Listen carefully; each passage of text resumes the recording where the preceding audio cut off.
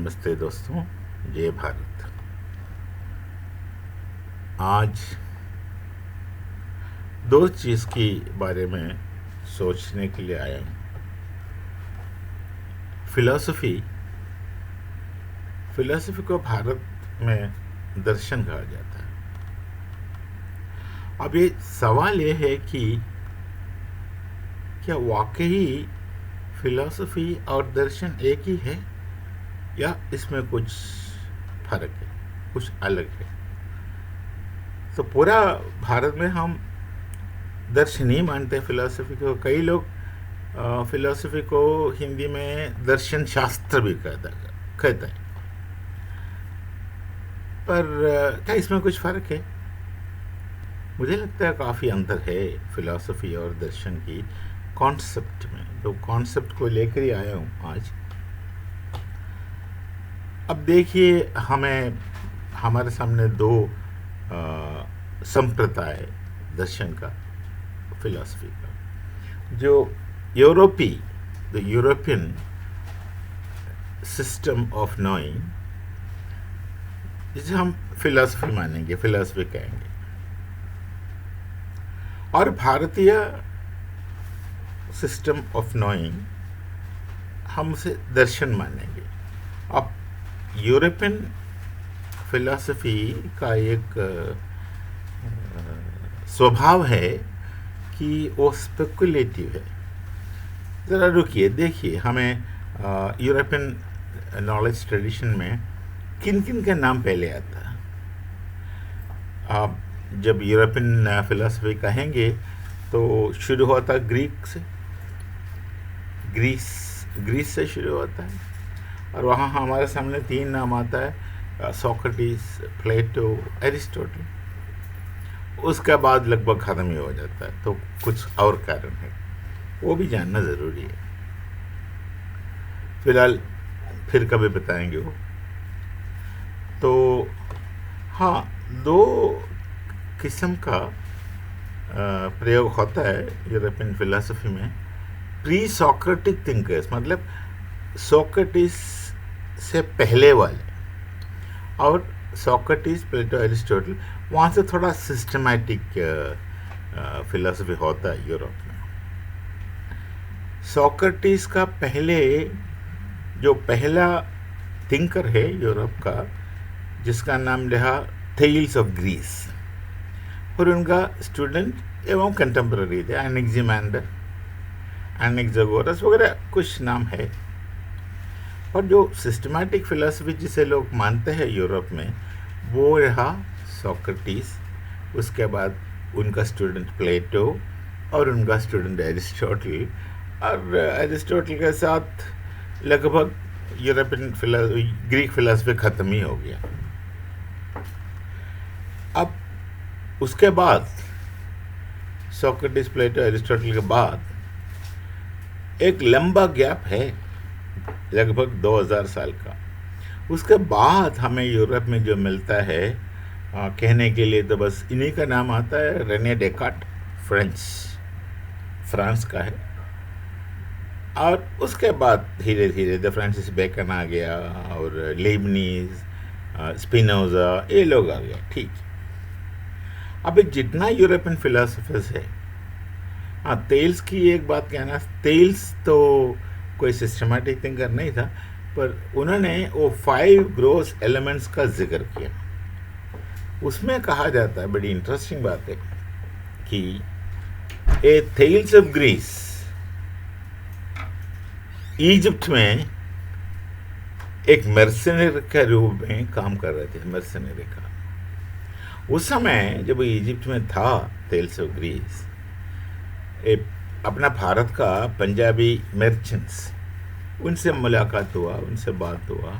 उनमें से Thales of Greece ने पंचभूत, जो पंच तत्व है, इस बारे में जानकारी प्राप्त की। और पंचभूत को 5 प्रिंसिपल्स, 5 शक्ति और या 5 तत्व समझने की जगह बेचारे थेल्स एलिमेंट्स समझा। पर वहाँ से शुरू हो गया 5 ग्रोस एलिमेंट्स का यूरोपीय कहानी। वो हमें भी पढ़ाया जाता है। आजकल भी पढ़ाया जाता है, चलते रहता है, चले। पर वो 5 ग्रॉस एलिमेंट्स और अपना पंच तत्व में काफ़ी अंतर है, बहुत सारे अंतर, दोनों एक नहीं है। आप देखिए यूरोप का फिलॉसफी का एक स्वभाव, आप देख लीजिए कैसे होता है। सोक्रेटिस ने कुछ सोचा और बात किया, पर उन्होंने कुछ लिखा नहीं।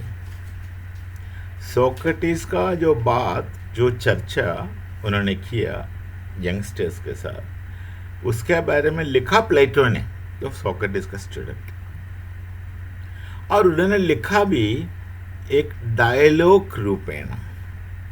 डायलॉग मतलब संवाद। अब थोड़ा बहुत रुकिए, ये डायलॉग लिखने का तरीका इनको कहाँ से मिला होगा? अब देखिए भारत का उपनिषद वेद का अंदर जो ज्ञान है, उन्हें थोड़ा बहुत सरल करने के लिए ये डायलॉग रूपेण लिखा और कहानी रूपेण लिखा। उसका प्रभाव है, ये कहने का मेरा वजह है, बिल्कुल वजह है। तो डायलॉग्स लिखा, उसके बाद एरिस्टोटल भी लिखा, उसके बाद एक बार फिर डेविड ह्यूम इंग्लैंड में डायलॉग एक लिखा, पर डायलॉग का वो चीज़ वहाँ लगभग ख़त्म ही हो गया।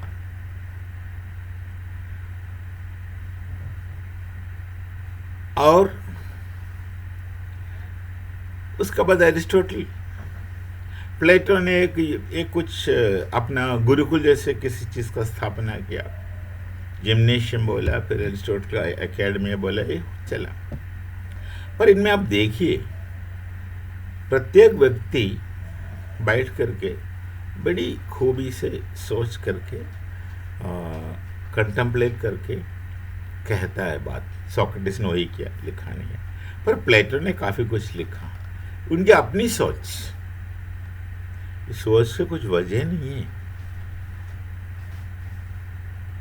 बस सोच है, लॉजिकल है, कई बार सही भी है, अच्छा भी है, सिस्टमैटिक भी है। इसे हम कहते हैं स्पेकुलेशन। बैठ के सिस्टमैटिकली सोचना, बस फिर लिखना। ये आप प्लेटो में ये देखेंगे, एरिस्टोटल में ये देखेंगे। ये हाँ, ये बात अलग है कि ग्रीक फिलॉसफी जितना है वो पूरा वैदिक फिलॉसफी से प्रभावित है। इसका भी वजह है क्योंकि उस समय सीखने वाले भारत चले आते थे, क्योंकि भारत विश्वगुरु थे, खाली नहीं कह रहा हूँ, वजह है। तो ग्रीक उनके एक अपना रिलीजन था। आप ग्रीक रिलीजन का नाम है हेलेनिज्म। आप हेलेनिज्म को देखिए तो हेलेनिज्म और ये अपना सनातन धर्म में कितना समानता है, आप खुद ही देख लीजिए। प्रभावित है, काफ़ी प्रभावित है।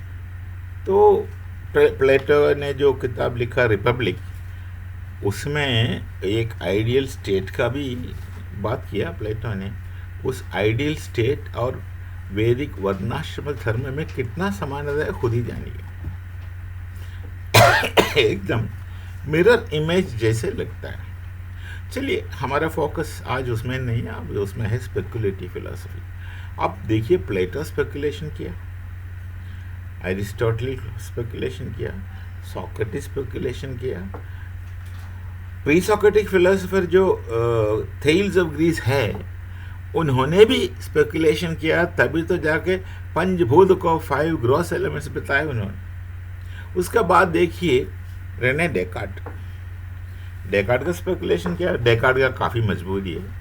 डेकार्ड तो रिलीजियस था, कैथोलिक था, क्रिश्चियन था, और उनको ये स्थापित करना कि गॉड एग्जिस्ट्स और वो युक्ति सहेना या रैशनली प्रूव करना चाहता है।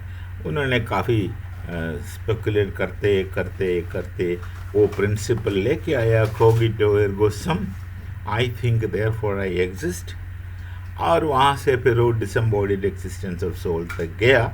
और फिर उन्होंने और सेंट एंसम ऑफ कैंटरबरी का ऑन्टोलॉजिकल आर्ग्यूमेंट लेकर के गॉड एग्जिस्ट्स बोल करके एक आर्ग्यूमेंट बना के खुद सोचा कि मैंने प्रूव कर दिया गॉड एग्जिस्ट। उनको गॉड का एग्जिस्टेंस प्रूव करना बड़ी ज़रूरी था, भारत में ऐसे होता नहीं है, तो वो स्पेकुलेशन है।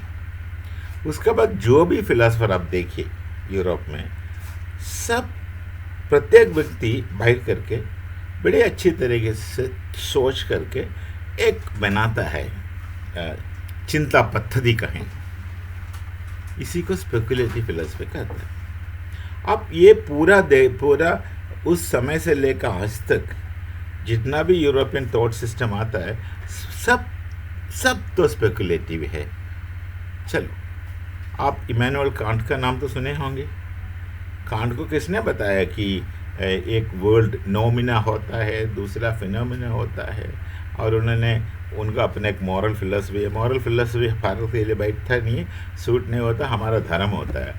प्रत्येक मॉरल फिलोसफी की ज़रूरत नहीं है, फिर भी उन्होंने starry sky above and moral within वगैरह कहानी बनाया, तो रहने दो, वो भी स्पेकुलेशन है। और हेगल को देखो, बड़ा शंकराचार्य का बड़ा निकट आता है हेगल, अगर आप देखेगा तो, पर उनका वो बैकग्राउंड नहीं है ना, भारतीय वेदोपनिषदिक नॉलेज ट्रेडिशन का बैकग्राउंड यदि होता तो हेगल कई आगे होता। मतलब ये नहीं कि अभी आगे नहीं है, फिर भी हेगल स्पेकुलेटिव फिलोसोफर है। वो कहता है एब्सोल्यूट इज रियलिटी, जो अनडिफरेंशिएटेड है, फिर डिफरेंशिएट करके उतर जाता है नीचे, तो सारी चीज़ ऐसे होता है। And to explain absolute, Hegel ने क्या किया, एक मेथड बनाया जिसको डायलेक्ट्रिक नाम दिया। तो पूरा यूरोपियन फिलोसफी का एक स्वभाव है, वो स्पेकुलेटिव होता है। एक व्यक्ति बैठ के सोच करके बनाता है, इसमें कितना सही होगा, कितना एक्सेप्टेबल होगा, कितना अनएक्सेप्टेबल होगा, जो हमारे कॉन्टेक्स्ट में भारत का स्टेज सेटिंग में बैठता है कि नहीं बैठता है। काफ़ी चीज़ें हमें सोचना पड़ेगा, सोचना चाहिए, नहीं तो हम भड़क जाएगा भारतीय दर्शन से। पर ये तो फिलोसफी हो गया पूरा यूरोपियन सिस्टम। क्या भारत में ऐसा होता है क्या स्पेकुलेशन? ज़रा सोचिए, नहीं होता। भारत का षड दर्शन, उसमें एक है मीमांसा। मीमांसा का मतलब ही है कि क्रिटिकली थिंकिंग, इवैल्यूएटिंग, विश्लेषण करके जो चीज़ आपको बोधित है, मतलब आप कन्विंस्ड है, आप सिर्फ उसी चीज़ को मानेंगे। किसी ने कुछ कहा, आप आंखें बंद करके नहीं मानेंगे, ये तो मीमांसा है। उसमें पूर्व मीमांसा भी है, उत्तर मीमांसा भी है। हमारे सामने प्रभाकर मिश्र है और कुमार भट्ट है जो पूर्व मीमांसा। वो पूर्व मीमांसा में देखिए, पूर्व मीमांसा फोकस करता है वेदों पर। हमारा ज्ञान परंपरा है वेद उपनिषदिक नॉलेज ट्रेडिशन, और वेद में फोकस करता है तो पूर्व मीमांसा हो गया, और उपनिषद में फोकस करता है तो उत्तर मीमांसा हो गया, जहाँ शंकराचार्य और बाकी जो वेदांतिन जितने हैं वो लोग आते हैं। चलो, ये अब देखिए वेद में जो ज्ञान प्राप्ति होता कैसे, इसमें कोई संदेह नहीं होना चाहिए। वेद नॉलेज टेक्स्ट है, जैसे कि आप दूसरा अन्य रिलीजन, जो धर्म रिलीजन अलग, मैं पहले उसका डिफरेंस बताया। जो रिलीजन का जो किताब होता है वो और वेद में कोई समानता नहीं है, हालांकि बहुत बहुत अंतर है, डिफरेंस है। वेद नॉलेज किताब है, उसमें ज्ञान भरा हुआ है। इसलिए महर्षि अरविंद भी वेदों का इंटरप्रिटेशन करने के लिए बहुत प्रयत्न किया। उन्होंने वो किताब लिखा, the secret of the Vedas, और उसमें क्या ऋग्वेद का पहला मंडल भी पूरा नहीं हुआ, क्योंकि ये डायनामिक रहता है। वैदिक सूक्त डायनामिक रहता है। डायनामिक मतलब हमेशा जीवित रहता है। जो समय, जो काल, स्थिति, परिस्थिति, देश का अनुसार उसमें नए नए अर्थ आ जाता है। इसलिए कोई स्थिर अर्थ नहीं होंगे। यही है वेद उपनिषद, वेद का प्रत्येक स्वभाव। हर जगह हर व्यक्ति के लिए उसका ये टिक्का या उसका इंटरप्रिटेशन की ज़रूरत पड़ेगा। मान लीजिए मैं एक वैदिक आचार्य रहा, होंगे नहीं, बहुत कठिन काम है, जो वेद पढ़ा रहा है, मेरे सामने 10 छात्र बैठे, शिष्य बैठे। संभवतः यह है कि हर प्रत्येक स्टूडेंट को अलग अलग व्याख्या देने का क्षमता मुझ में होना चाहिए, क्योंकि हर व्यक्ति का रिक्वायरमेंट अलग है, एक ही सूक्त से। तो इतना डायनामिक है वेद। तो वेद ज्ञान नॉलेज ट्रेडिशन है, वेद उपनिषद नॉलेज ट्रेडिशन इसलिए कहा जाता है। और ये नॉलेज, ये ज्ञान का प्राप्ति हुआ कैसे? मान लीजिए भारत में वेद तो the first ever texts of Mankind होता है। उसके बाद कई किताब भारत में, तो एक आर्यभट्टीय में आया, एक सूर्य सिद्धांत आया। उसमें क्या ज्ञान भरा हुआ है, फिजिक्स का है, एस्ट्रोलॉजी, एस्ट्रोनॉमी, जो नई जो नया साइंस का जो ज्ञान है उसमें है। और मान लीजिए चरक संहिता, सुश्रुत संहिता, वैदिक प्रतिज्ञान, अंतरिक्ष का प्रतिज्ञान, हर प्रकार का ज्ञान भारत में कैसे प्राप्त किया लोगों ने, हमारा, आपका, मेरा, बुजुर्गों ने कैसे प्राप्त किया? उनको एक ज्ञान प्राप्त करने का मेथड क्या था? वो स्पेकुलेशन हो ही नहीं सकता, क्योंकि एक्यूरेट है। जो भी किताब हमारे सामने है, टेक्स्ट जो लिखा हुआ हमारे सामने है, और मॉडर्न साइंस का जो नॉलेज आता है उसमें और इसमें देख लीजिए, क्या ये ज़्यादा सही है, उससे ज़्यादा एक्यूरेट है? क्योंकि मैं बता रहा हूँ क्या क्या मेथड था इनका ज्ञान प्राप्त करने का। तब जाके हमें योग विद्या के बारे में सोचना चाहिए। योग विद्या में एक स्टेज है, और एक स्टेज है जिसे योगज कहता है। योगज का मतलब हुआ बिना इंद्रिय ज्ञान प्राप्त करना, आंखों का प्रयोग ना करते हुए देखना, कानों का प्रयोग ना करते हुए सुनना, वगैरह वगैरह वगैरह, पंच इंद्रिय। इसे कहता है ट्रांस सेंसरी परसेप्शन। उस क्षमता को योगज कहा जाता है, योग विद्या। और ये योग विद्या में सेंस मीडिएट नहीं करता between the nowhere and the non. ये सेंस का मीडिएशन नहीं आता। अब मॉडर्न साइंस जो बाद में साइंटिफिक इंस्ट्रूमेंट्स बनाने के बाद मॉडर्न साइंस ने क्या किया, हमारे इंद्रिय ना, 5 इंद्रिय हमारे जो है, उसका सीमा को एनहांस किया। लिमिटेशंस होता है ना हमारे सेंस ऑर्गन्स है, एक निश्चित रूप से आगे हम देख नहीं सकता, एक निश्चित फ्रीक्वेंसी का इधर उधर हम सुन नहीं सकते, वगैरह। तो ये जो हमारा लिमिटेशंस है सेंस ऑर्गन्स का, इस लिमिटेशंस को ओवरकम करने के लिए और उसका लिमिटेशन का बियॉन्ड जाने के लिए ये साइंस ने इंस्ट्रूमेंट्स बनाया। उस साइंटिफिक इंस्ट्रूमेंट्स आने के बाद ही इस साइंस का नॉलेज शुरू हुआ।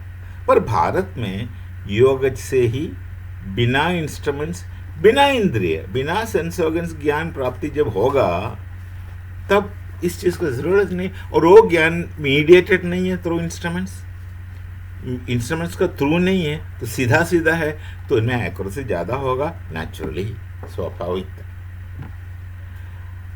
और ये नहीं समझना कि हर योगी में एक क्षमता रहेगा। जैसे कि देखिए, बहुत सारे लोग गवैया है हमारा देश में, पूरे दुनिया में है, पर लता जी का आवाज़ जैसे आवाज़ बहुत कम मिलेंगे।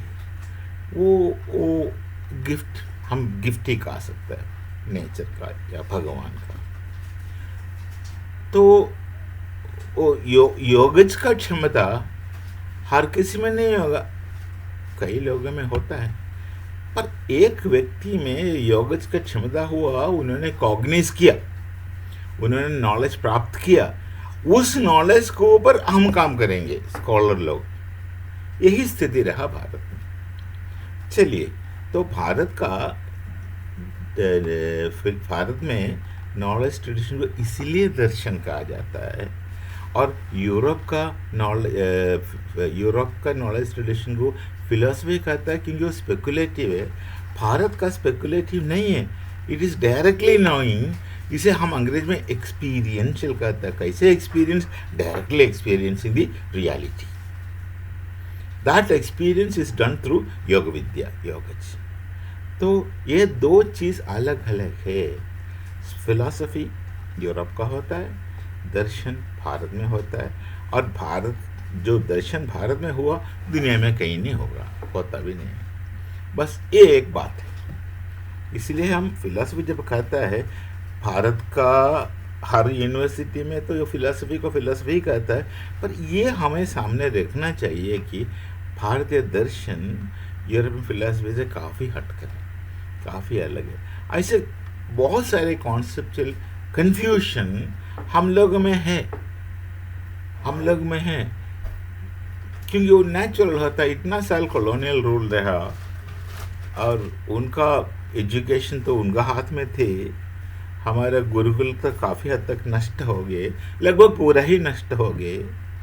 तो इतना तो रहेगा, पर हमें स्ट्रगल करना पड़ेगा।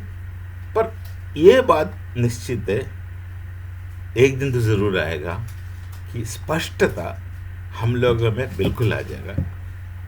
समय लगेगा, विलंब रहेगा, पर विलंबनकारी सिद्धि भी एक बात है, हो जाएगा। और एक बात कह करके मैं आज का वीडियो का समाप्त करूँगा। भारत का जो जितना भी विश्वविद्यालय जहाँ फिलॉसफी पढ़ाता है, हर किताब में आपको यही मिलेंगे कि भारतीय दर्शन, षड दर्शन बोलता है, जो 6 दर्शन है, उन्हें ऑर्थोडॉक्स सिस्टम और हेटेरोडॉक्स सिस्टम में बांटा गया।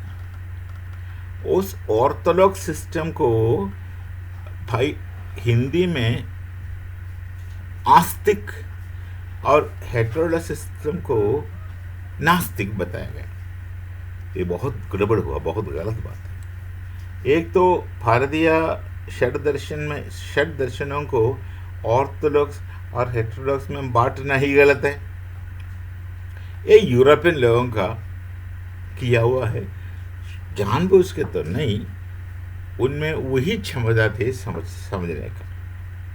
हमारा ज्ञान परंपरा का समझने का उनकी बस की बात नहीं था। तो उन्होंने अपना बैकग्राउंड से भारत में आके भारत को जाना, पहचाना, और अपना बैकग्राउंड का कैटेगरीज या कॉन्सेप्ट से इनको जज किया। तो उसका नतीजा है यहाँ हेटेरोडॉक्स और ऑर्थोडॉक्स सिस्टम बनाया, और अपना लोगों ने उस हेटेरोडॉक्स को नास्तिक और ऑर्थोडॉक्स को आस्तिक बताया, और गड़बड़ हो गया। अब देखिए यूरोपियन लोगों ने कैसे माना कि ऑर्थोडॉक्स सिस्टम है, किसको ऑर्थोडॉक्स कहता है, किसको हेटेरोडॉक्स कहता है। जरा देखिए, बड़ी इंटरेस्टिंग बात है। वो कहता है कि जो वेदों को जो नहीं मानता वो ऑर्थोडॉक्स, वो हेटेरोडॉक्स हो गया। जो वेदों को मानता है ऑर्थोडॉक्स हो गया। और वहां से आस्तिक नास्तिक हम लोगों ने किया, पर ये गलत है। भारत में कौन सी दर्शन है जो वेद को इनडायरेक्टली या डायरेक्टली नहीं मानता? जैन, बौद्ध, चारवाक, इन तीनों को नास्तिक बताया गया।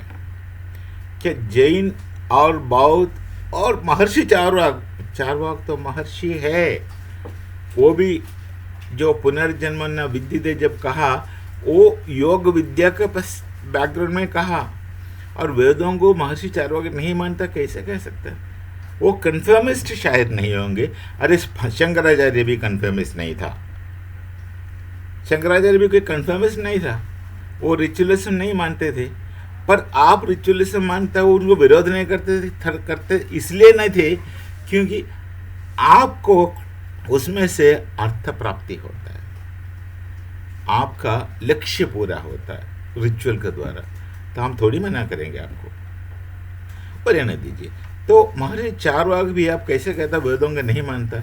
अरे वेद तो ज्ञान ज्ञान परंपरा है, नॉलेज टेक्स्ट से, उसको कैसे माने या ना मानेगा? कौन कहेंगे उसमें गलत कहा है? ये गलत बात है। ऐसे कोई नहीं है भारत में जो वेदोपनिषदिक नॉलेज ट्रेडिशन को नहीं मानता। हाँ, और देवी देवता ईश्वर तो बात की बात है, वो तो नॉट फॉर द इंटेलेक्चुअल्स, वो फिलोसफर्स के लिए नहीं है।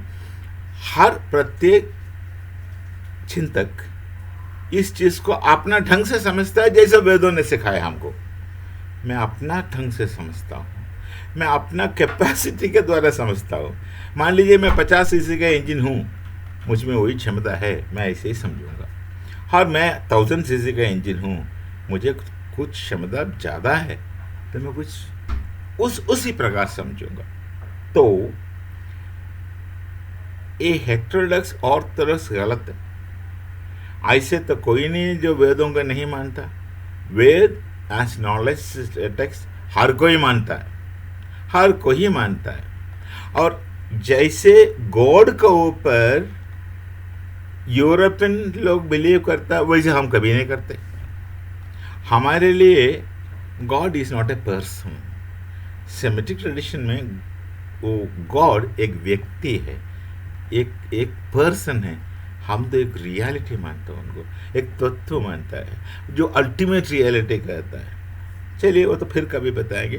बस ये भारत का दर्शन परंपरा होता है, यूरोप का फिलॉसफी जिसे हम स्पेकुलेटिव कहते हैं। भारत में स्पेकुलेटिव फिलॉसफी नहीं है, ये तो एक्सपीरियंशियल है, एक्सपीरियंशियल नॉलेज है।